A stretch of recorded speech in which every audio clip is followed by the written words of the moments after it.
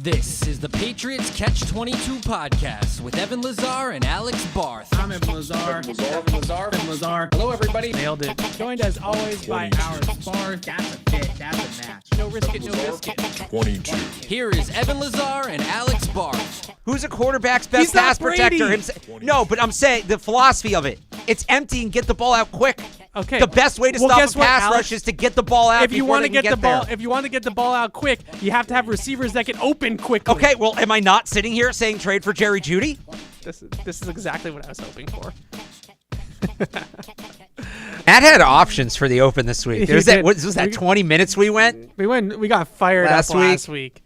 I appreciate it. We're going to get fired up again this week too, because Alex Barth, Evan Lazar, Patriots Catch-22 coming your way for the next, let's call it hour and 15, hour and 20. You know us. We always push the time limit there a little bit. But I said on PU, for those guys that hung on and continue to listen, that my frustration level, admittedly, for a team that has won 6 Super Bowls during my lifetime, so let's face it, there isn't much frustration to have. Right. My frustration level with the Patriots after the owners' meetings and what was said at the owners' meetings, Alex, is at an all-time high. An all-time high. And it's for many different reasons that we're going to uncover, because we're going to give our takeaways from the owners' meetings. We're going to do some draft talk. We're going to take your phone calls, 855-PATS-500, web radio at patriots.com if you want to email us. But I think the biggest thing that I am frustrated with is this organization from top to bottom now. Yep. And their treatment of their most prized asset, which is their third-year quarterback, Mac Jones. We are both, I think I came off during the season as a little bit of a Mac defender. That's fine. But I think we're both, and I don't want to speak for you, so you can chime in and say if you disagree, are a little bit on the fence about what Mac Jones and whether or not he is truly the guy, a franchise quarterback, whatever term you want to use. Yeah, I would just say more, I feel like I don't have enough data to make a decision yet. I wouldn't say it's on the fence. I would say I'm undecided. Undecided, sure. Yeah. Incomplete. I like that. Or N/A. Right. TBD. That's fair. Regardless of if you feel like that is the case or not, the Patriots organization, since the day that Josh McDaniels accepted the head coaching position with the Las Vegas Raiders and left here after the 2021 season, has done absolutely everything possible to ruin Mac Jones, to ruin his confidence, to ruin his on-field product, to ruin their most prized asset. You have the biggest one, which we've talked about ad nauseum on this show and everywhere else, Matt Patricia and Joe Judge. Well, let's just call it the coaching staff. Putting him with those two coaches as a second-year quarterback, not as a 10th-year quarterback that's been in the league, that has experience, that can basically run the offense himself. No, a quarterback that's still very much learning. In a developmental phase. Yeah.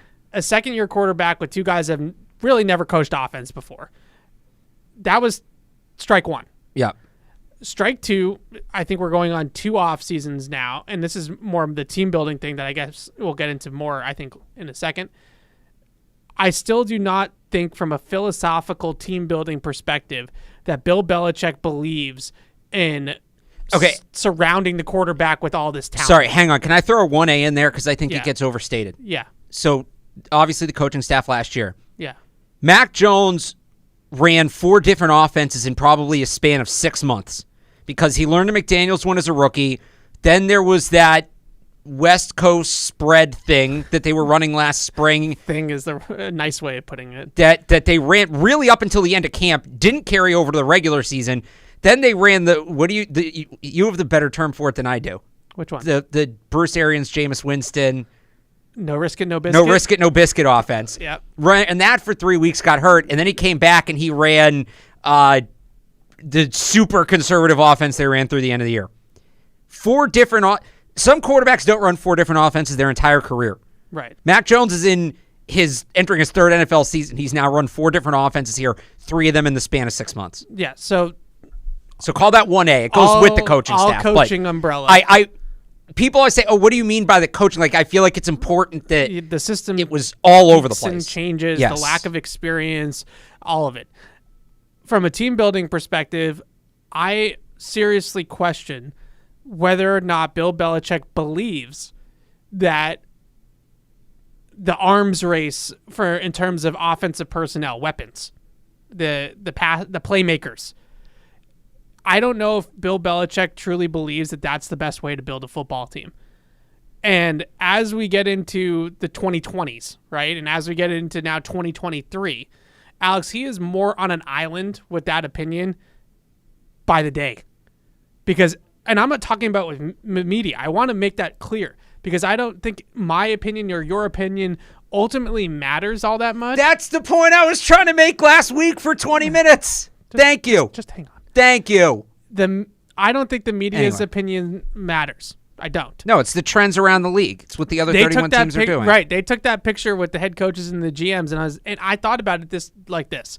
I went through all of them, and I was like, which one of these coaches and GMs believes that strong middle class, build through the draft, modest, methodical spending in the offseason, like which one of these guys, and most importantly, which one of these guys still doesn't think that receivers truly matter, right? Like truly change decks for teams, truly change equations for teams.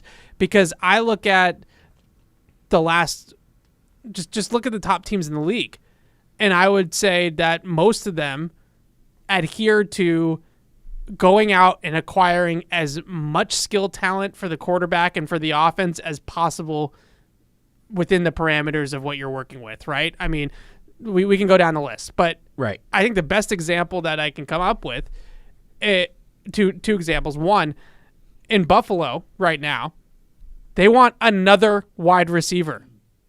The Bills. To be fair, they really only have one, but yes. They don't think they have enough offensively. They don't. Okay, but my point being... No, but that proves your point even more. Right. Yeah. Exactly. The Bills, who have Stephon Diggs and Josh Allen, are still going out there and saying they are in Buffalo right now. They are publishing mock drafts with receiver as the first-round pick. Zay Flowers. Right. So, but the Chiefs, too. The Chiefs, everybody, not so much in the draft, but they just won the Super Bowl. Their big thing is Beckham. Yeah, they want Hopkins Beckham or Hopkins. Yeah, right. those are they're not going to get Judy. It's in the division. Same with Buffalo. Yeah, and then I think the biggest one though is some of these other teams that either are not settled at quarterback or not sold on their quarterbacks and how they've approached acquiring skill talent. Philadelphia, who was just in the Super Bowl. San Francisco, who was just in the NFC Championship game. To a lesser degree in terms of success, Miami. Jalen Hurts, Tua, whatever's going on at quarterback in San Francisco, that is much more in line with what the Patriots are in, the boat the Patriots are in right now. And those teams are trading for Christian McCaffrey and trading for Tyreek Hill. Trading for A.J. Brown, and then drafting Devontae Smith the year before. They are putting all chips in to putting the quarterback in a position to succeed. The Patriots have yet to do that, personnel-wise. They've yet to do it coaching-wise until now with Bill O'Brien. We hope that happens. But they still haven't checked that personnel box yet. The third thing that they have gone out and done is Bill Belichick, really since the end of last year, has really done everything in his power to not compliment Mac Jones. So when you say the end of last year, you mean the end of the 2021 season? No, 2022. This goes back into the season. Or in season, I would just say, instead of I would just say like mental, they've put him in a blender mentally. Yes. I go back to the Bears game. That's when this really started. Sure. Was the Bears game and very clearly benching him after one mistake, after he'd missed time. Well, first of all, dinking around with his injury. And then claiming that they didn't bench him. Right. Very clearly benching him, saying they didn't bench him. Then he was even asked, like I was going through some old stuff, honestly. He got asked, I forget what game it was. It was one of the games really late in the year. It's like 2 or 3 weeks left in the season, and somebody asked him about the quarterback position. He said, it was before the Dolphins game. Right. And he said, our focus is on beating Miami. Yeah. So he has gone out of his way to not say anything positive about Mac Jones. The media has tossed softballs to Bill Belichick. Softballs, just waiting for him to just... even just get on base with saying Mac's our quarterback. You could say Mac is our quarterback right now. Remember when he did that with Cam?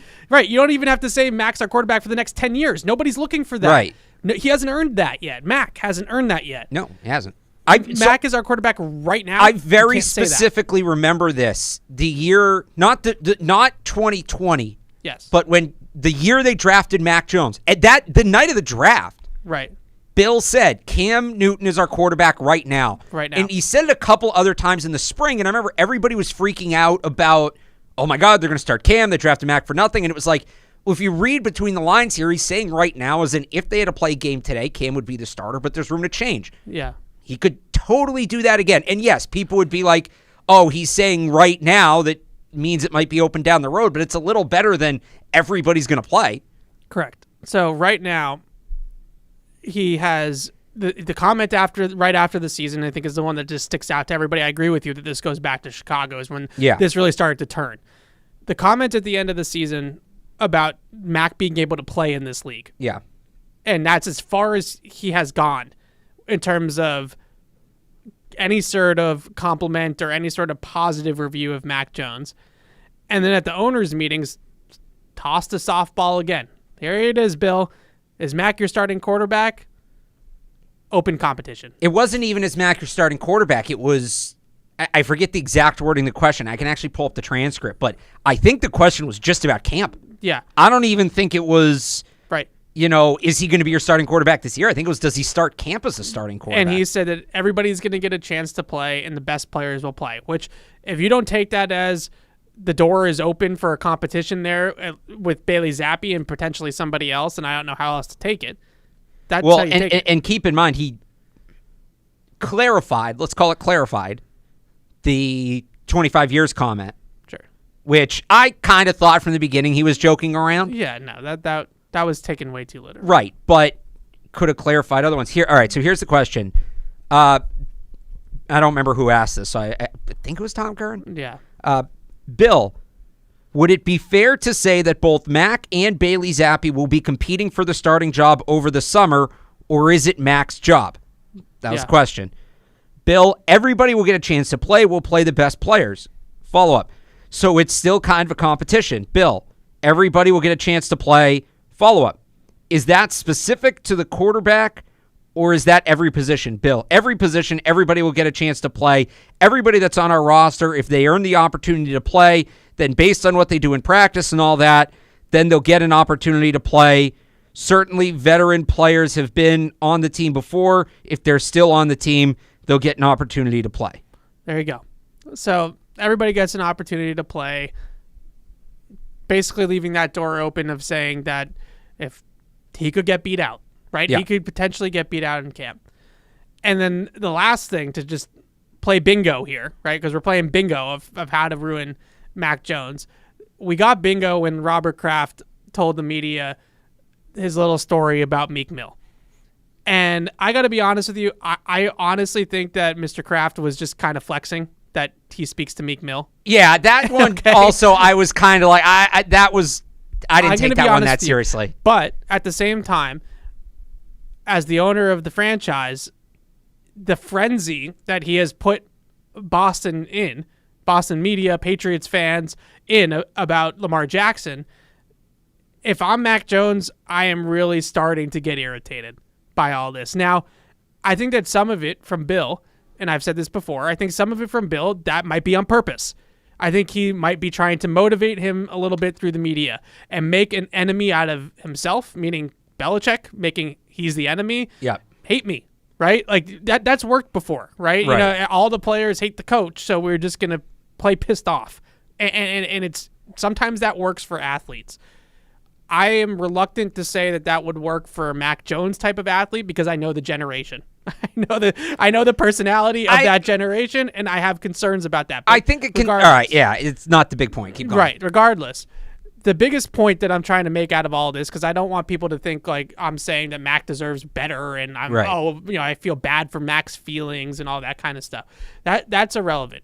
But I think the biggest thing is that if you really feel this way about Mac Jones, then what the hell are we doing? because then you don't have a quarterback. Right. You don't have a quarterback. So for the next month, you and I should be talking about first-round quarterbacks. We should be talking about Lamar Jackson. We should have been talking about, past tense, we should have been talking about Aaron Rodgers, right? Well, nothing official yet. Maybe we're still talking about Aaron Rodgers.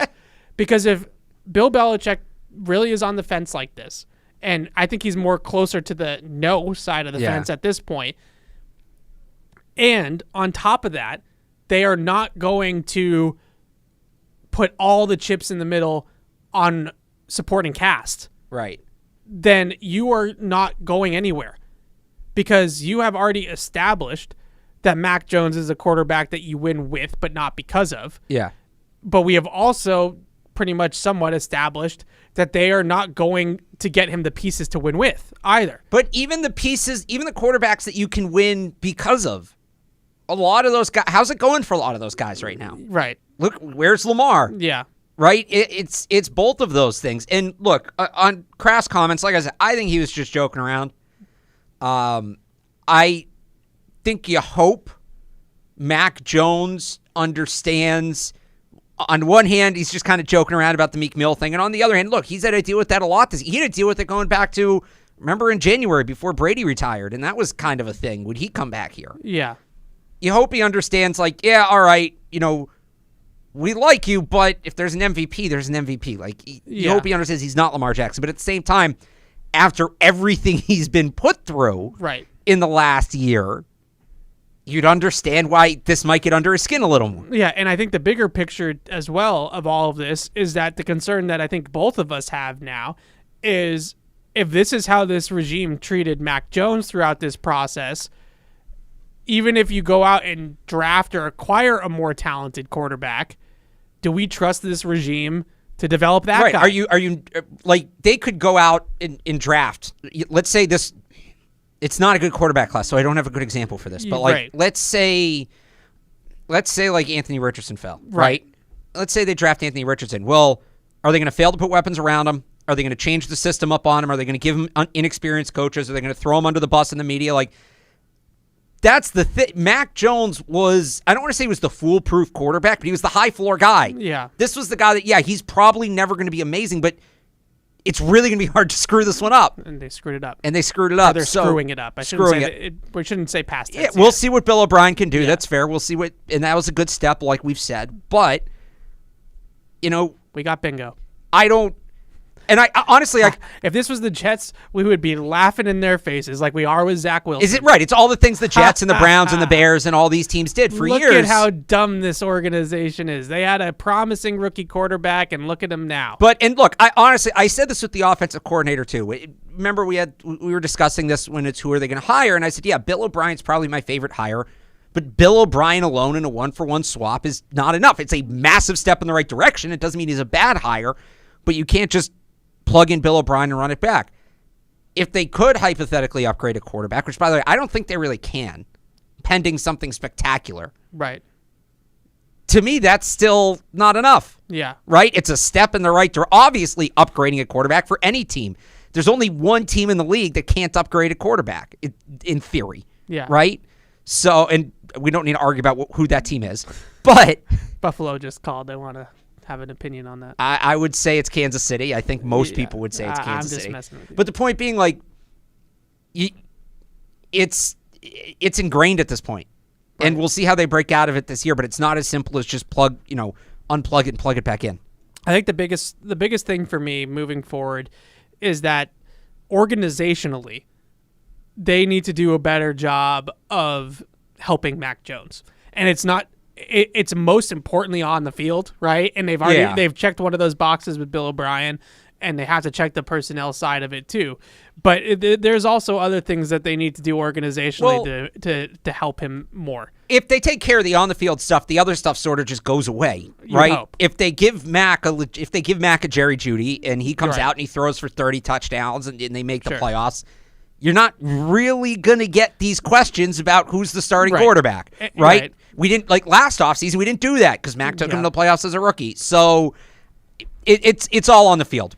That's that famous phrase, winning cures all, right? Sure. And that's kind of where they're at That's right now. fair. I think the last point I'll make about this, and then we can take some of these calls and do our draft stuff too. The last point I'll make about this is that the deeper that we get into the post-Brady era and the deeper that we get into this particular offseason as well, I am more and more concerned that by the day that Bill Belichick's personnel team-building philosophy is outdated. And I think the main reason why it's outdated, or it's getting outdated, is because the salary cap has gotten so ridiculous in terms of how high it is. And it goes up and up and up and up and up every single year. The salary cap has gotten so ridiculous that you can basically afford any player that you want in the league.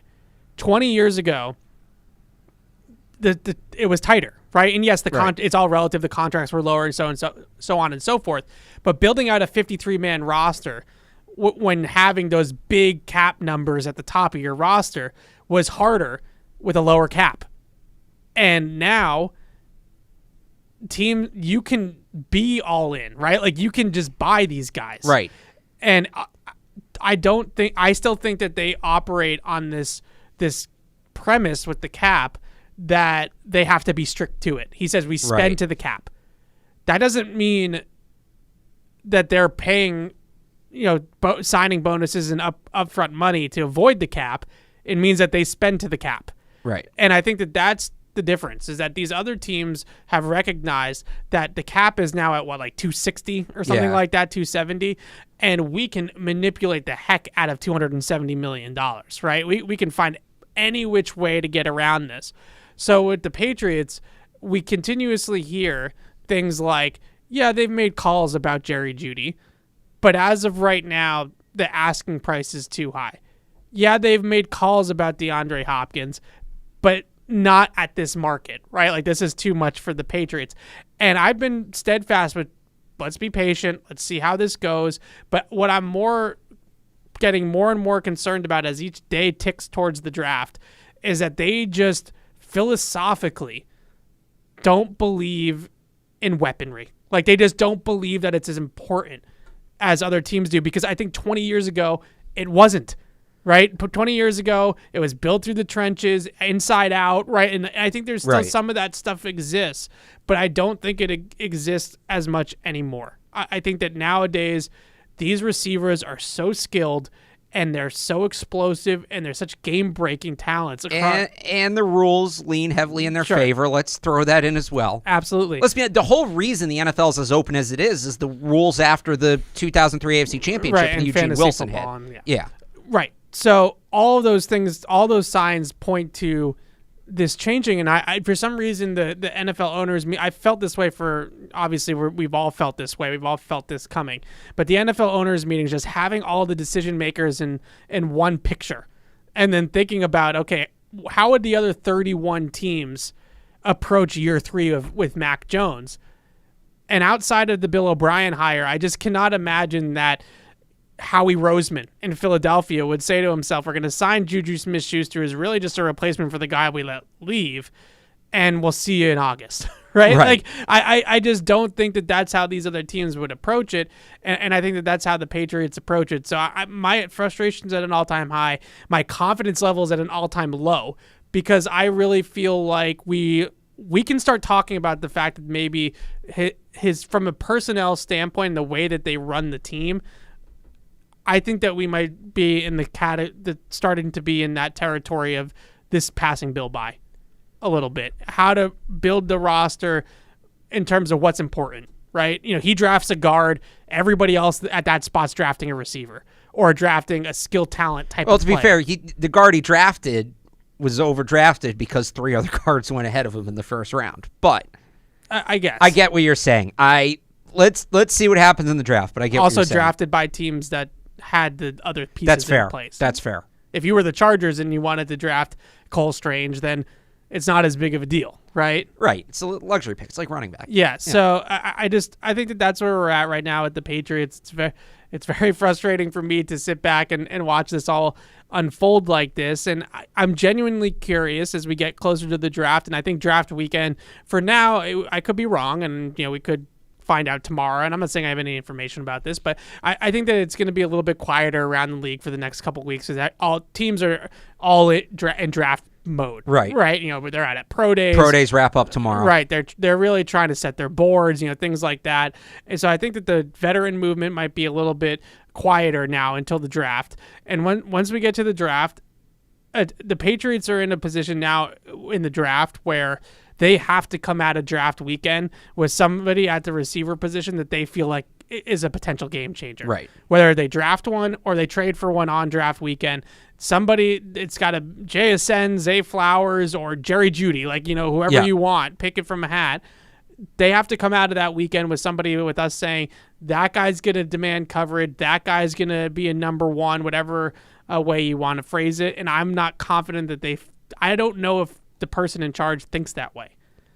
Yeah, it's your Tuesday meeting guy. Yeah. That's what you're looking for, your Tuesday meeting guy. Do you think that he thinks that way? I'm genuinely curious because I nothing that he's done for 3 years now, it shows evidence that he does. Well, look, we know that they're in on Jeudy. They've been in on Jeudy. It doesn't sound like they've closed the door on that yet, right? Again, he could make this trade tomorrow, and then this whole conversation's irrelevant. I think so. I would hope that Bill O'Brien is kind of in his ear about this. Yeah. Because you got to remember where Bill O'Brien's coming from. He came out of the 2021 season. He was in line to be one of the top head coaching hires in college football after 2022. And, he puts it together with Bryce Young winning a Heisman and all that. And then they had a down year, and he kind of has to reset his stock. And I can't imagine he would have come here without some sort of assurance that the offense is going to be upgraded. And, Evan, you said it before, right? Is Smith-Schuster an upgrade over Jacoby Myers? Yes, but have they really upgraded, or have they just improved individual spots, right? Because they just should be in the market for Juju Smith-Schuster and. That's what I'm saying. So I think even if Bill doesn't think that way, and to me, I think this is more of a Kraft thing, but I wonder if it's trickled down to Bill, right? Robert Kraft's thing is always, he's always like, I hire people that know more about football than me to make the football decisions. That's his whole thing, right? I would hope that the approach is kind of, even if Bill Belichick doesn't feel that way, he now has an offensive expert in Bill O'Brien who's going to tell him, hey, for my offense to work, this needs to be a thing. Right. Right? And so to me, whether Bill feels that way or not is irrelevant. He should be deferring to Bill O'Brien on that, and Bill O'Brien, I would think, does feel that way. Yeah, I would hope so. If that all makes sense. Yeah, it does. I mean, Bill O'Brien was in Alabama. You mentioned it in 21 with, Jameson Williams and Mechie and all those guys. And then when he was in Houston, he obviously had DeAndre Hopkins until the very end. And even Will Fuller, when he was healthy, was a big game changer for them. So you would think that he recognizes that. I always come back to, does the head coach recognize it? Because ultimately, I think that he makes all the decisions. I understand there's other voices. I understand there's other input. But at the end of the day, I think the buck stops with Bill, and he makes all the football decisions for this team. So that's fair. But I guess it's semantics at this point. But, is it him? Does he need to recognize it, or can it be enough that he's open-minded enough to let somebody else convince him to do it, whether he thinks it's the right move or not? I hope so, because otherwise... Because I think that one's a lot more likely. Because otherwise you're staring at a situation with the quarterback you don't feel great about and a middling offense in terms of personnel. So we're right back at 8 and 9, right? To bolster up the line, because we saw what happened last year. I'll give you my input, but look at the best quarterback on the planet. After he got his ass kicked up and down the field against the Bucs, couple years ago in the Super Bowl, KC said, we have to protect this guy. This guy will elevate everyone around him. Mac Jones is not at that level yet, but here's where I'm thinking. I said this on Rook's show yesterday. The more and more, the closer I get to the draft, I feel like with that number 14 pick, like you just, I'm going to parrot pretty much everything you just said. Trade the pick away for that stud wide receiver or my draft crush, Zay Flowers. Even at 14, you might think it's a reach, but, dude, look at Cole Strange last year. That was like the reach of all reaches, right? But I think if you're going to do that too, I mean, maybe you luck out in the second round and one of these guys, like a Darnell Wright, DeJuan Jones, Falski, maybe it's the latter's wishful thinking, or maybe you just package some stuff and move up and get a guy that you can, one of those guys that can sit behind Riley Reef for a couple weeks, or if he's ready to go week one, you get him out there and Reef is your backup. But, fundamentally, you pick this kid 15th overall. You have to build the offense up around them. The offense was the problem. Your offense, the fact that you couldn't score points last year is a reason why you suck. I mean, if they had any sort of, just a halfway decent, functionable offense last year, they probably could have won 10 games. But that's where I'm coming from. I can't wait to hear more on the draft stuff because, this is my time of year too, guys, and this is why I love listening to you guys because you guys break it down like nobody else. Thanks, Patty. Appreciate it. Thanks for the call. So the point about the offensive line is a good one. It's obviously a problem, but I think that that's the part of the offense that I'm most confident is going to see organic growth because is wide receiver? No, is offensive line. Okay. Because you have Bill O'Brien and Adrian Clem here now, and I think those two together will make a lot of the guys that are already here better players.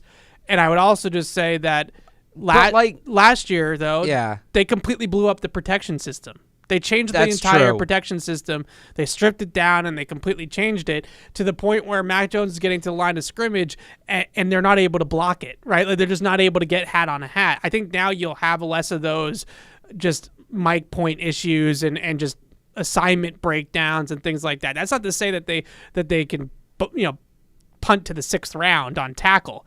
Like nobody's saying that, but I do think that the coaching is a little bit. I'm also a little bit more confident. The Born back, like he missed last season. We'll see. Right? I'm still not sure about that. They should. On the offensive line, how much are you? Again, your thing in theory about the coaches, yes, and that honestly, Cole Strange is the guy I'm most excited about in that regard. But you've got Riley Reef, who's 35. You know my feelings on Riley Reef. What's his ups? Like, how much more is he going to give you than what he's shown? And Trent Brown, the issue is availability. You can't coach that. So it's still a major need. Like I'm not maybe they figure out something with Calvin Anderson. But at tackle, I just think coaching solves it. You're not wrong. I just think you can coach up. I'm more becoming. Look, how much can Riley Reef be coached up? No, I don't think it's about that. I think that with offensive line play, it's a 5-man unit, right? And the 5-man unit working in unison and being pointed in the right direction is more than half the battle at that position. That's fair, but a lot of people talk about an offensive line's only as good as its 5th best player. I don't know if I adhere to that. I feel like they could. I believe it in some senses, and I feel like they could raise the level of that 5th player. It would go a long way. Certainly, and I still think offensive line to me is still a top 50 need. Whether it's the first round or second round, I still want to see that addressed in let's call it the top 60 or whatever you want to call it. All right, I hate round numbers. I feel like we always harp on top 50, top 100. Top 100 early in the draft. Top 100 to me means first 2 days. Yeah, early in the draft. And I know it goes to like 104, but first 2 days. Early in the draft, they need to draft a tackle that has startable caliber traits immediately. Yes. Right, somebody that they can plug and play as a rookie potentially. But going back to that Chiefs example, yes, they did go out and trade for Orlando Brown and they paid Joe Thuney. Yeah. But some of those pieces on that Chiefs offensive line were like day 3 draft picks, guys that were like 3rd to 7th round picks. So it doesn't all have to come early is my point. And I do think coaching really helps with that regard. Scheme helps. It's not just about fundamentals, Dante Scarnecchia hitting the sled at training camp, behind the practice fields. It's also about how does the scheme help the quarterback? How does the scheme help the lineman? You talk about moving pockets, you talk about quick drops, quick outs, things like that. There's so many different ways to protect the offensive line as well. I think that can be said about wide receiver too. Evan, last year we had guys in patterns running into each other. I fully recognize that. So, I also think that this comes also down to maybe our slightly differing opinions still on Tyquan Thornton. Like I'm just not I can't have. I'm not sold on him either. But I wasn't sold when they drafted him, and I'm not sold after 1 year. I guess my overall thought at both the receive. So it's kind of two things. It's my take on the receiver position as a whole, and my take on what they need to do with the 14th pick. Right. My take on the receiver position as a whole, and we've established it. They cannot bring in another guy who's just going to mix into the rotation. They have a ton of good number 2 wide receivers. Kendrick Bourne, Devontae Parker, maybe Tyquan gets there, right? Juju obviously is like a low number 1, high number 2, but like those are really good complementary pieces. We don't need to do the thing where they bench Kendrick Bourne again or bench Devontae Parker. Like they have you're not adding anything at that point because you can only have so many guys on the field at once. So I'm with you, but here's the thing. So my other take is with the 14th pick. Yes. That guy needs to play. That cannot be a rotational player. Whatever position he's at. Right. That's why all your Lucas Van Ness mock drafts can go F off. Right. That guy needs to be like an 80% usage rate guy at minimum. Right. I don't trust them to draft a receiver and play him 80% of the time. Because you don't trust them to draft the right receiver, or because you don't think that they'll play the guy? Yes. Yes. Because this was my next question to you, because I gotta... I gotta hold the gun to your head for a second. Yeah. You're at 14. You're on the clock. Yeah. I'm telling you, you're taking a wide receiver. Who is it? I can't trade down? No. Don't worry about all that optics, right? Okay. Like, just who's your top receiver on your board? And everybody's on the board? Yeah, sure. Like, I think JSN's the best player. Yeah. But I think Zay's probably... Again, so it goes back to that. Zay's going to play more. Yeah. And he gives you something you don't have. Right. So I think the gap is close enough that I would take Zay because they're going to draft JSN. He's going to sit behind Juju. He's going to have like a 50% usage rate, and they threw the pick out for 2023. Right. And I've said this, Evan, it's a win-now year. Robert Kraft said last week, or earlier this week, it's very important they make the playoffs. Yeah. So probably Zay because he's going to give you the most in year 1. And I know that's not how you're supposed to make draft picks, but to me, this is kind of the corner they've backed themselves into. Who's going to give you the most right now? So it would be Zay, but at the same time, do you believe if they draft Zay Flowers, he becomes their number 1 wide receiver this year? I do, because I think we're going to get out into camp, and it's going to be so clear that he's the best receiver on the team that it would be malpractice to put that guy on the bench. Do you remember how good Tyquan looked in camp last year? At times, but I'm talking like I don't think we've truly seen you and I mean, because we haven't. I don't think we've truly seen what it looks like when like Randy Moss steps on a practice. Would you count Brandon Cooks? Would you count Brandon Cooks? I covered Brandon Cooks. Maybe a little bit. Brandon Cooks looked different. I remember that. Right. Brandon Cooks looked different. I was at BC's Pro Day. We also covered Gronk Friday. For what it's worth. Yeah, we did. I was at BC's Pro Day on Friday, and I was standing next to Mike Reese during Zay Flowers' workout. You and I have already seen Zay in person at the Shrine Bowl, and Zay ran the corner post route. Oh, watching him run's unbelievable. Put on Twitter, and Mike Reese looks at me and he goes, "Well, that's different." And I was like, "It is." Yes, because our eyes are not used to a guy moving like that. The fluidity, this explosiveness, all of it. That I think, I asked the JSN Zay question because I put this out on Twitter the other day, and of course, got 70 replies of people telling me I'm a moron. JSN to me is the best receiver in the draft. Has been since the moment I started watching wide receivers for this class. He's been since well before that too. Yeah, but since well before the last 2 months. Personally, wide receiver 1 since January for me has been Jackson Smith-Njigba. No doubt about it. Probably since October when we found out Keyshawn Boutte wasn't I'm really also play this year. fully confident that Jackson Smith-Njigba is going to catch 100 balls somewhere. Yeah. Maybe not as a rookie because of rookie reasons, but in the life of his rookie contract, he's going to have 100. He's going to be a top 3 slot receiver in the league when he at his peak. Right. But with that all being said, I think this is a little bit like quarterbacks now, where I think Zay Flowers has the highest ceiling of any prospect in this draft besides maybe Quentin Johnston. But I'm going to say Zay Flowers for the Patriots because of the route running and all that stuff. Zay Flowers has the highest ceiling of any draft prospect in this class, and JSN has the highest floor. So do you, at some point in time, I think the Patriots are in the position, the Patriots consistently draft to get on base. They are a fairway team, right? Like they just want to get the ball. Was that a golf reference from Evan Lazar? The lines on the fairway. That's on the fairway. That's how I golf. That's how I tee off. They are a fairway. Let me do this. Draft team. Instead of taking out the driver with all that risk, they take the 3-wood, nice little easy old man shot, 180 straight down the middle. See you later. That's how they draft. That's how I golf. And that's how Alex golfs. Yes. That's how they draft. So with that, knowing that, you made a golf. I'm sorry, you made a golf reference. That's awesome. He's really losing rare. it about this. I wasn't expecting that. JSN is the pick, but if you really want to, take the old driver out and try to drive the green in a par 4, another golf reference for you. There you go. Zay Flowers is the pick. So, and I have a buddy that golfs like that, and it's sometimes it works, sometimes it's a disaster. That's sometimes exactly you go through what 3 it is. balls on the hole. Right. To put it another way, because I was actually going to say this before you said that. I use a golf analogy, and you want to put it another way? Well, I wasn't expecting you to make a golf analogy. When it comes to the Patriots, Yes. should they be trying to draft a guy that's going to have 800 yards on 100 catches, or the guy that's going to have 1,200 yards on 60 catches?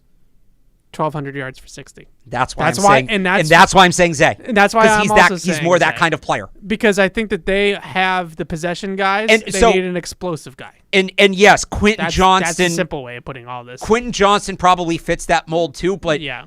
For what Bill O'Brien wants his wide receivers to do, quickness, Zay's going to be able to do it better and quicker. One more point on that just to wrap it up. So we're having this conversation again. You put me on the spot. I have to take a wide receiver, assuming that guy is going to be the number 1. What I keep coming back to, and again, it's not a wide receiver thing, Evan. They don't, unless it's on the line, they don't play rookies. Yeah. They don't do it. Look at what we went through at running back last year. Well, we have one example of that. But I guess they put Jacoby in. Well, they had to. And they put Zappy in last year. They did put Zappy in. You're right. Yeah. If they're here's basically where it comes down to me about being hesitant on wide receiver in the first round. If I knew that they were going to play the guy and make him the number 1, Zay, okay, fine. I see that. But if they're going to draft a guy that's only going to play 45-50% of the time at most, well, then just draft that guy in the 3rd round because you're treating him like a developmental player anyway. So just go get one of the lower down, higher upside receivers that you can get by without playing that much. That's kind of why I'm hesitant about wide receiver in the 1st round. That's fair. If that makes sense. That's fair. All right, let's run through these phone calls and then we'll get to the draft. Get to the draft like we're not already doing the draft. Christopher in Fresno. What's up, Chris? How's it going? Big fan of the show, boys. Hey. Thank you. Thank you. I have 2 questions for you guys. After watching the tape, do you really think that Zay Flowers could be like an Antonio Brown 2.0? I'm really starting to think that he's not going to be a reach at 14 if, like, the talent's there. I really think that people get too much into, like the height stuff and all that. But, man, if the guy's a playmaker's a playmaker. And then my second question to wrap up, then I'll get off the air, is that what are your thoughts on Jalen Moreno-Cropper? I want the Fresno State. I saw him play. He was an excellent player. He was at the Shrine Bowl. I just want to get your thoughts on that. Probably can get him in the 4th round. So thank you guys. Appreciate it. No problem. The Zay question, I think, is a go. Antonio Brown, I threw that out there as kind of, let's fuel the hype train. That's the ideal, yeah. Kid. But no, I don't think that he's there. I think where he reminds. That's like if he maxes out everything. Right. So I'll give you 2 comparisons because I think one of them is for Patriots fans that aren't necessarily as familiar with everybody in the rest of the league and things like that. I'll give you a Patriots from the past comparison, and I'll also give you who I think he is in today's NFL. The guy that I think he is in today's NFL I think he's very, very similar to Jalen Waddle. From a size comparison. He's not that fast. Jalen Waddle has not been, first of all, Jalen Waddle didn't test, right? Because he was injured. Right. So we don't actually know how fast he is. The rumors are out there that he would have ran in the 4.2s. Like, who actually knows, right? When you put him out there on the track and see what he's got. Jalen Waddle, though, in the league, and maybe this is just because of how Miami has used him, but he's been more of that slot possession receiver in the league than he was at Alabama. At Alabama, he was the vertical guy. Yeah. Now they've turned him into more of like a slot possession guy. The main reason why I put the Jalen Waddle comparison out there is, yes, the speed, but I also think Jalen Waddle's got some of that jitterbug quickness that Zay Flowers has, and from a size standpoint, they're basically the same person. Like, they're both 5'9", 180 pounds, right? And I think that the size thing with Zay gets a lot of people caught up because he's smaller, but he's literally the same size as Jalen Waddle, who's got back-to-back 1,000-yard seasons in the league. So it hasn't been a problem for Waddle. The pass from the pass guy, and I think this is a better one than Jalen Waddle. He reminds me a lot of Deion Branch. Yeah, that's a good comp. He reminds me a ton of Deion because Deion Branch had that second gear to go over the top. Right. But he also had that ability to create separation at the top of the route. He was an explosive player with the football in his hands, explosive all over the field. Well, I think the big thing with Deion Branch, and honestly, this probably plays better in today's game than it did when Branch was playing, just the way teams scout opponents and all of that. Yeah. Branch's route tree was deep. Yeah. And, we heard Steph Gilmore talk about this at times. He would know what routes a receiver generally runs, and that's all he had to worry about when covering a guy, right? Like, okay, this guy doesn't really run a 7-yard in, right? So I don't have to worry about that, right? Zay's route tree is massive, and look, some of that comes to the coaching, and it's this nature versus nurture thing. But like, and Deion Branch was like this as well. Again, where you can't all three levels, right? You can't in all three levels. On the outside, outside the numbers, between the hashes, like he is a threat on any play to run anywhere on the field. And that inherently, before you even get to skill level, I'm not saying Zay's not skilled, he is. But that attribute inherently, the Patriots haven't had a guy like that in a long time. Since Deion Branch. Probably, yeah. But I think what's They used Julian Edelman like that a little bit, but not really. They haven't had a guy like that in a long time, and that can be an advantage. One more thing I'll speak on to what he said about the reach. Yeah. So this is where it gets interesting. I think a lot of people are saying Zay Flowers is a reach at 14 because we've been talking about what a down year this is for receivers, and that's true. Zay Flowers at 14 last year, based on who was available, unless receivers went with like 5 of the first 10 picks, would have been a reach. Yes. But is he the best or second best receiver in this class? Yes. At 14, if you really feel like a receiver is the key to unlocking Mac Jones, then yeah, Zay Flowers at 14 makes sense, even though this is a down class. Yeah. I watched some Deion Branch clips to make sure that my memory served me right on this comparison. And watching Deion Branch run routes from like old school 21-12 personnel under center where he's, the flanker. Like if he played in today's NFL, the amount of space that they would scheme for that guy would be crazy. And I think it's pretty, if you look at, I sent it the Raz comparison card to you of Deion versus Zay Flowers.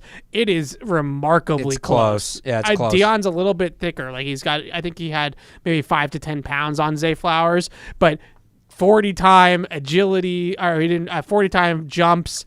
5'9", 185, right in that range. Yeah. They were almost identical in terms of athletic profile. So that's who I would use if you're a Patriots fan and you want a Pats from the past comparison.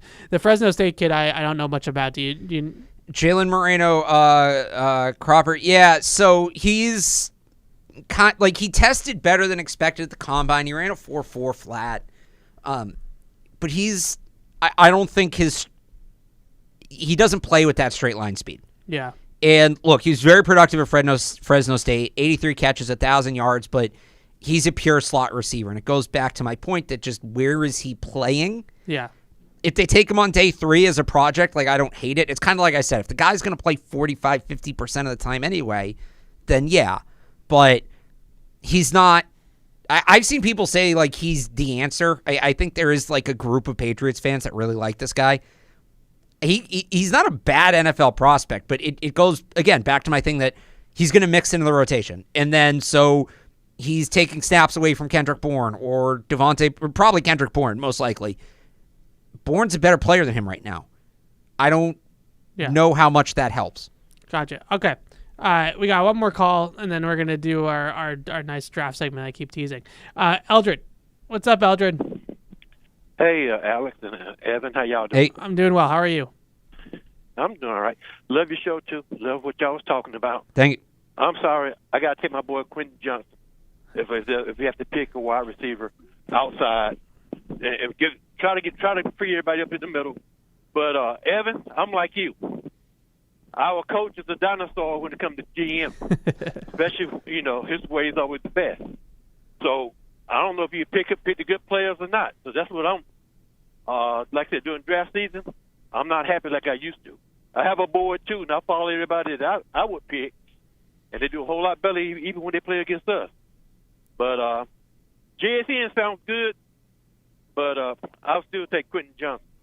I'm not surprised about that, Eldred. Quentin Johnson, by the way, is fine. He is going to run a 40 today at his pro day. I just saw nice. that. I'm looking forward to seeing that because. Yeah. And me too. Thanks for the call, Eldred. With Quentin Johnston,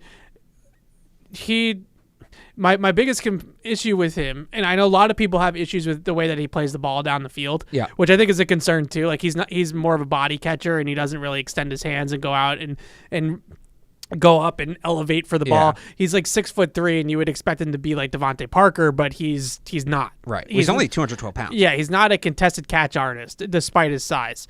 So I think people have concerns about that, but my bigger concern is route running and separation and his ability to create underneath separation. But to defend Eldred's point for 1 second, because we bag on Quentin Johnson quite a bit on this program, at least I do. I don't think we bag. I don't bag on him. I bag on his fit for the Patriots. Yeah, I think there's 100%. places he could go where he'd be very successful. He did mention being able to take the top off and make the middle of the field a little bit more accessible, I think is the best way to put it, for guys like Juju and the tight ends and things like that. And there is some merit to that. If you really want to draft a dominant outside receiver that's going to take the safety over the top with him or take some of that pressure off of the middle of the field, he's probably the best thing in this draft. He is, but they haven't used that guy the last couple of years. That role generally isn't very big in Bill O'Brien's offense. That's the biggest thing, is that the usage rate, the volume of that role, unless we're talking about Quentin Johnson coming in and being DeAndre Hopkins or Randy Moss, then he's not going to get the volume to merit the pick. Which is, I think, true about any receiver they take, but this is the point I've been making. But especially with a receiver of that ilk. Yeah. Of that skill, of that type. Okay, so the draft thing that we wanted to get to today, everybody, and I'm in on the joke now. I'm leaning into the joke. This is Evan trying to kill it. I'm leaning into the joke. I'm trying to kill it. That's right. Don't worry. We got like another month of this. My own recency bias. So as some of you, the regular listeners will already know, but I'll explain it briefly. Alex has this theory, and I'm going to admit that he's probably right about this, that my favorite player is the player that I watched the most recently in the draft. Yes. So I do the draft from the top down, right? So I start with the guys in the first round and I work my way down. So this is the time of year where I'm starting to get into day 3, right? So really getting into the nitty gritty now. And I have a recency bias that my favorite player is the last player that I watched. So we thought we would do a segment called Evan's recency bias. Yes. And I'll just tell you some of the guys that I've watched in the last couple of days over the next couple of weeks as we get into the draft that I've really gravitated towards, really liked. Yeah. So I want to give you one offense and one defense. Yeah.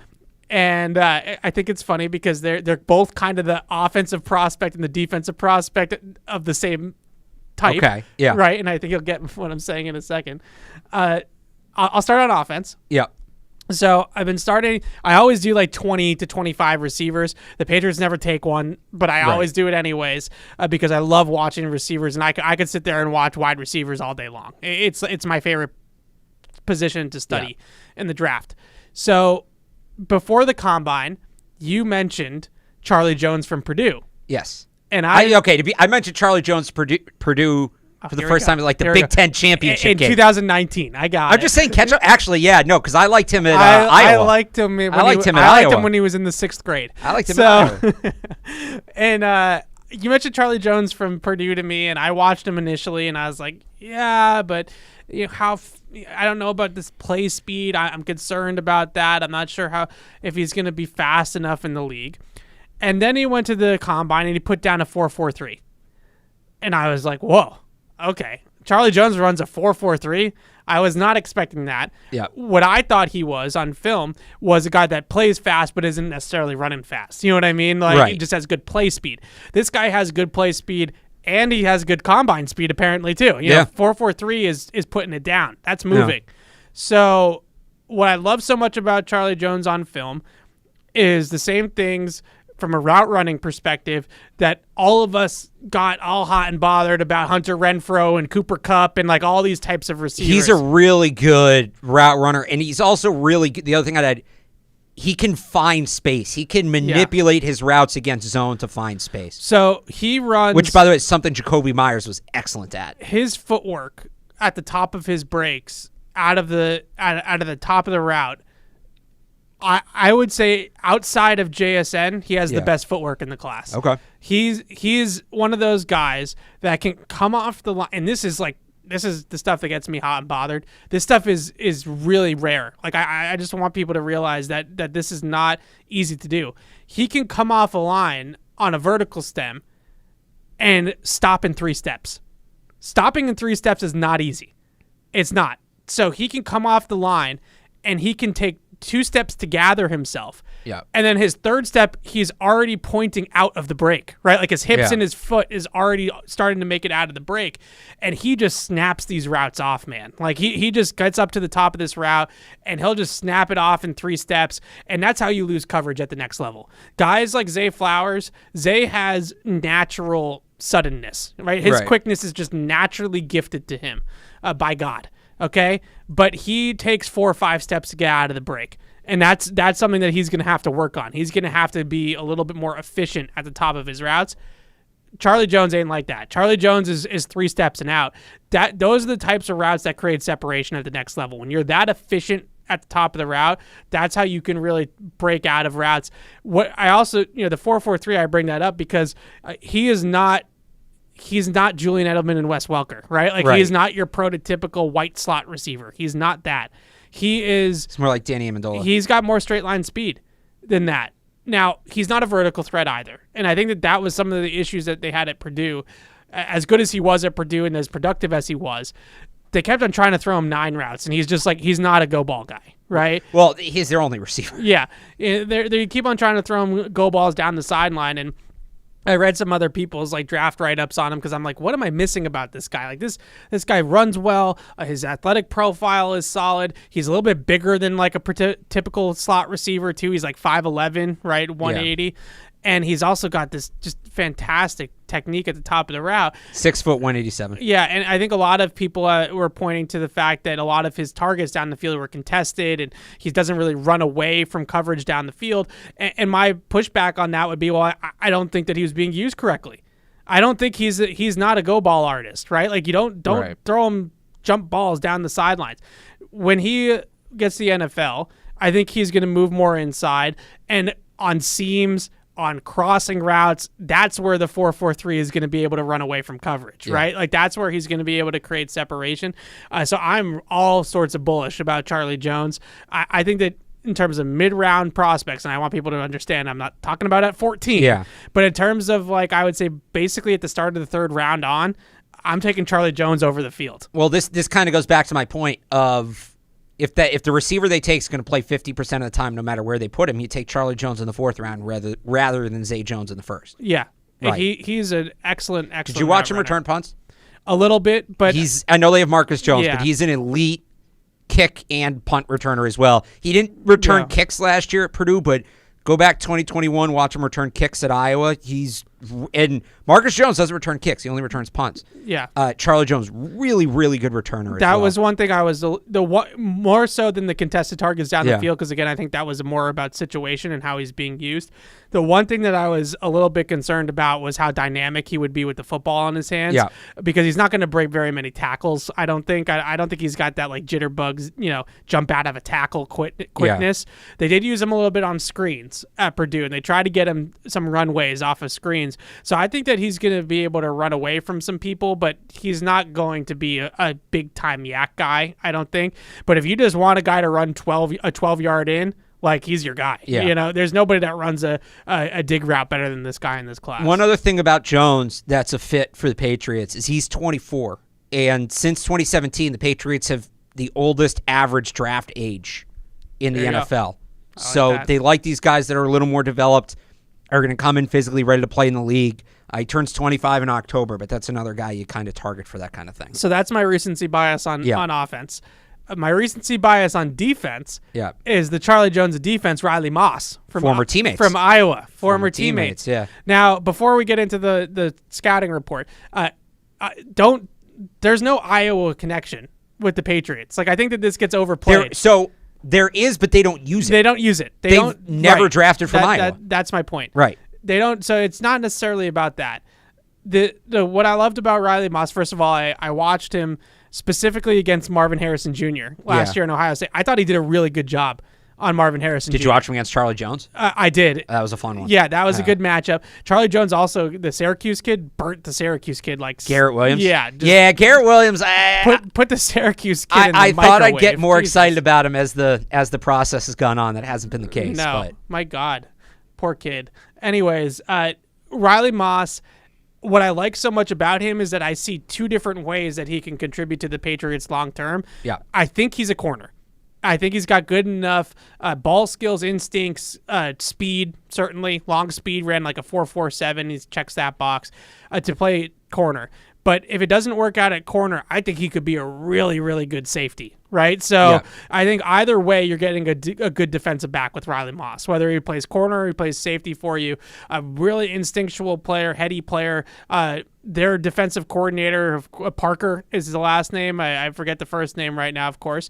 But he's like a savant, right? Like he's known to be a DB master. Like he just churns out DB prospects left and right. He's better in zone than he is in man right now, which is why a lot of people think he's going to move to safety because he's got those instincts and those ball hawking traits. But I think he can play man, and like I said, he went toe to toe with Marvin Harrison Jr. Yeah. Like it wasn't a clear win. I think Harrison Jr. finished with like 7 for 67 in the game, which for him is like nothing. So The fact that you held him to 67 yards on 7 catches, to me, like I've been doing this with Deonte Banks. yeah. Allowed 5 catches for 63 yards against Ohio State this year. And that sounds like a lot, but against that offense, Right. as the number 1 corner, you only allow 5 catches for 63 yards. You did very well. Yeah, so I really like Riley Moss. I think he's going to be an instant contributor on special teams as well. Yeah. And so he's a two-phase player that has a couple of different avenues to be an NFL starter. So I'm really high on him as well. So those are my 2 recency bias guys. I just feel like a guy like Riley Moss. You have like, a special teams one? No. I feel like Riley Moss is also, this safety class, Alex, the deeper that I get into the draft, the safety class ain't great. It's not great. Well, you're going to hate my recency picks then. Maybe you'll change my mind on some of Okay. these safeties. Well, now you're going to watch him and love him. But you look at Devin, right? And Yeah. you look at, I just hearing his story again and going to the retirement ceremony and talking to him and things like that.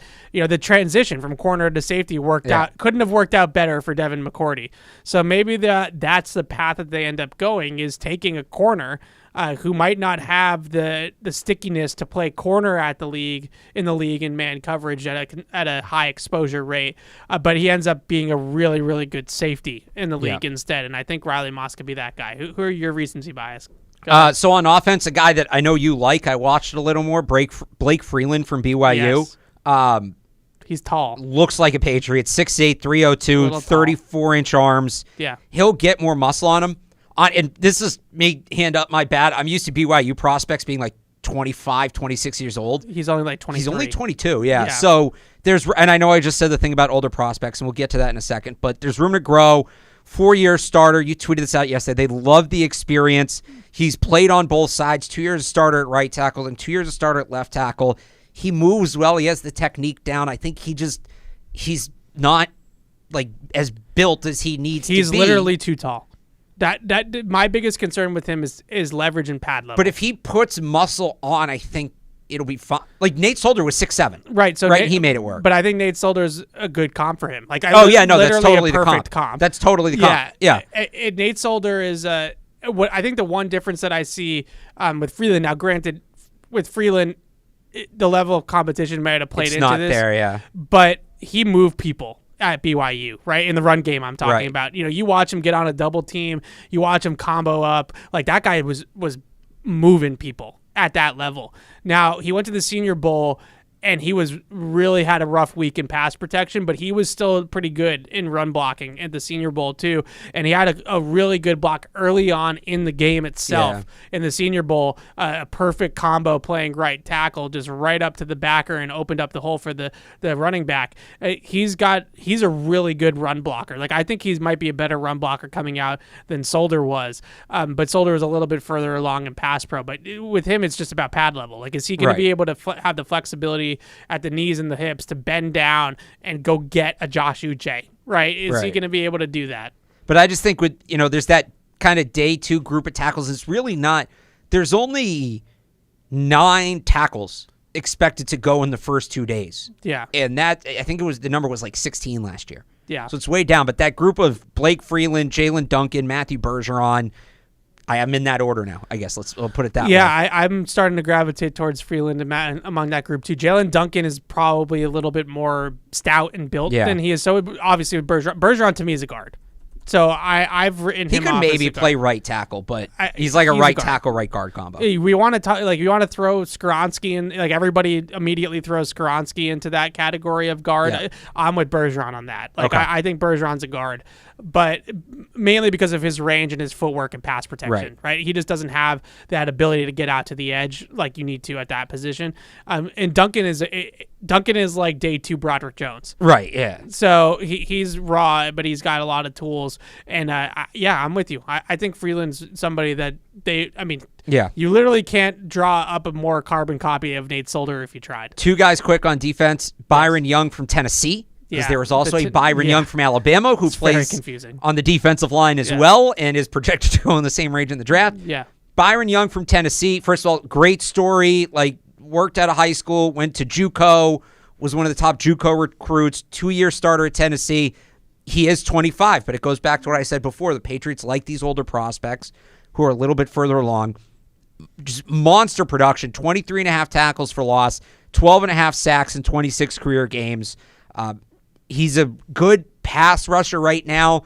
The run defense is coming along, but with Josh Uche in a contract year, Anthony Jennings in a contract year, I think he could realistically play on either side. Yeah. I think he could be your strong side edge setter or your weak side pass rusher. He's supposed to go on the second day because he's older. There's not as much ceiling, but that's a guy I like. And then you said no safeties. Did you watch Ronnie Hickman from Ohio State? He's on my list. So he's a Patriots safety. He played over 100 snaps last year in the slot, on the boundary at corner, box safety, deep safety. They also used him to rush the passer. He also played a ton of special teams. He was a captain. Yeah. Like, he's just he's a Buckeye. So let me get to that second. But he's a Buckeye. Good size, 6', 203, tackles very well. Yeah. Tackles very well, which they want at that position. You said, but he's a Buckeye. Facts. New director of college scouting, Cam Williams. Yeah. Played his college football at Ohio State. We talked about this earlier. Maybe that there's Ohio State. a level of familiarity with the program. It changes things. And guess what, Evan? I have a guy on special teams I watched that I like. You're going to hate this. Oh, no. I already hate it. I don't even know who it is. Shedrick Jackson from Auburn. This is Bo Jackson's nephew. He's a wide receiver, but he covered kicks and punts for Auburn the last 3 years. So he's Matthew Slater. Ran a 4.2 540 at his pro day. So he runs a 4.3. But yeah. And there's a little bit of upside there at wide receiver. I'd say more so than Matthew Slater played safety in college. He did. So that's fact.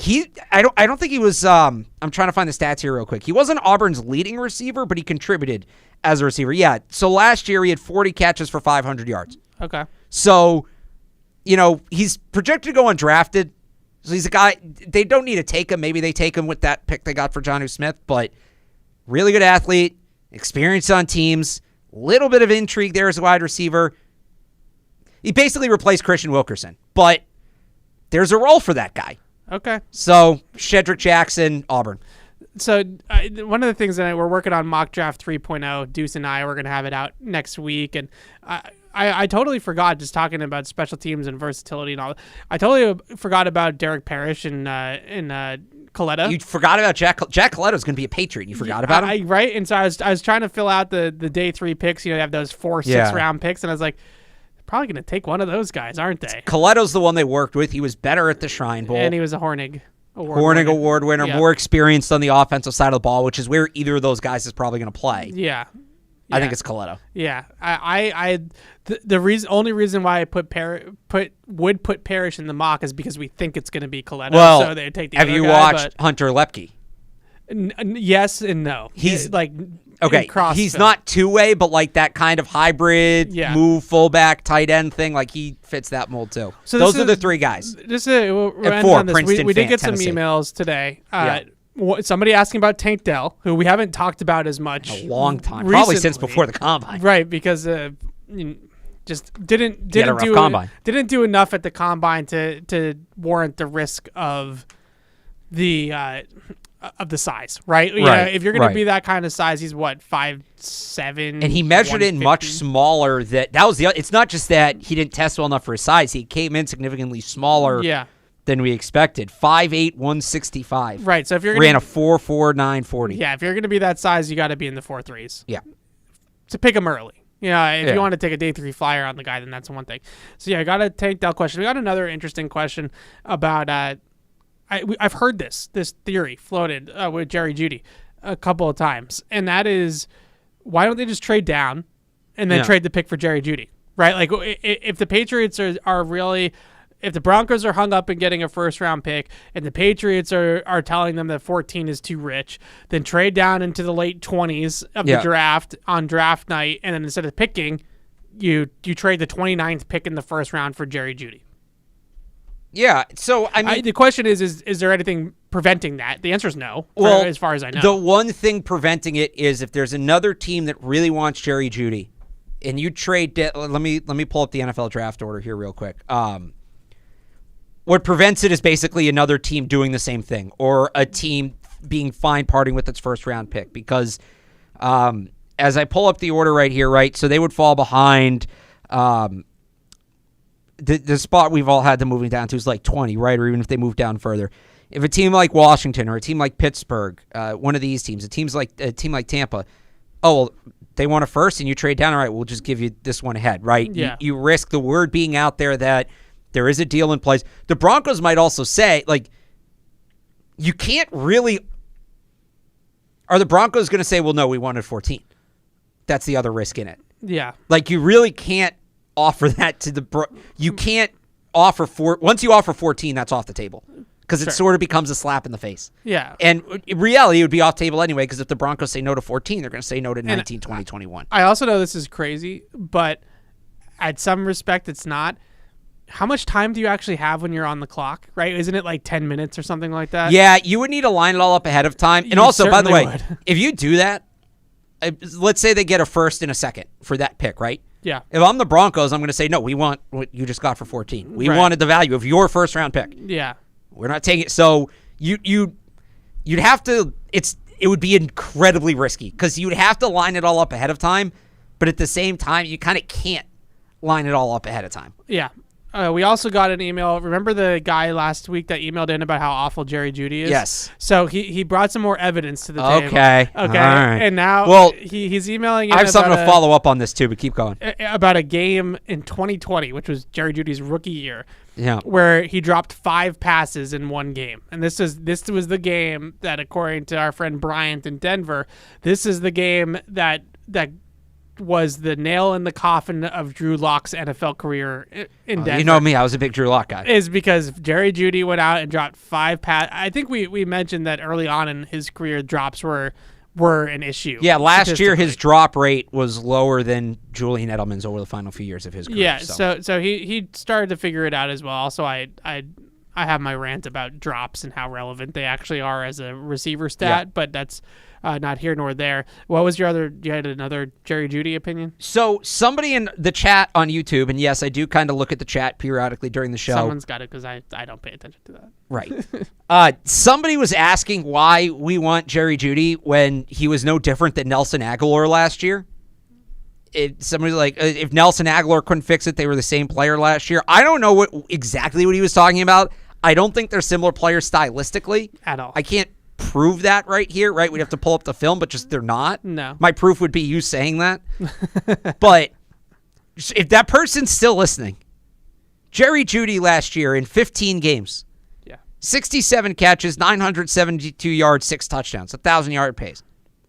Nelson Aguilar, in one more game than Jerry Jeudy played, less than half the catches, 31 to 67. This is not, what are we a doing third here? of the This is yards, not a fair 362 yards, and 2 touchdowns. I So don't think you need to there was convince somebody anybody in the of this. chat that was just really insistent about it. I felt the need to clarify. Okay, so the last thing Would you agree with that? Jerry Judy's better than Nelson Aguilar? I Okay, don't know we where move we're on. getting here. The one thing I'll about Jerry Jeudy in particular, I also think that we have to continue to recognize that the Patriots, in trading for Jerry Jeudy, in theory, are trading for a player that hopefully is ascending, not descending. Yes, Jerry Jeudy is only 23, 24. Not only is he only 23, he is, I think it's like 14 months older than Zay Flowers. Right.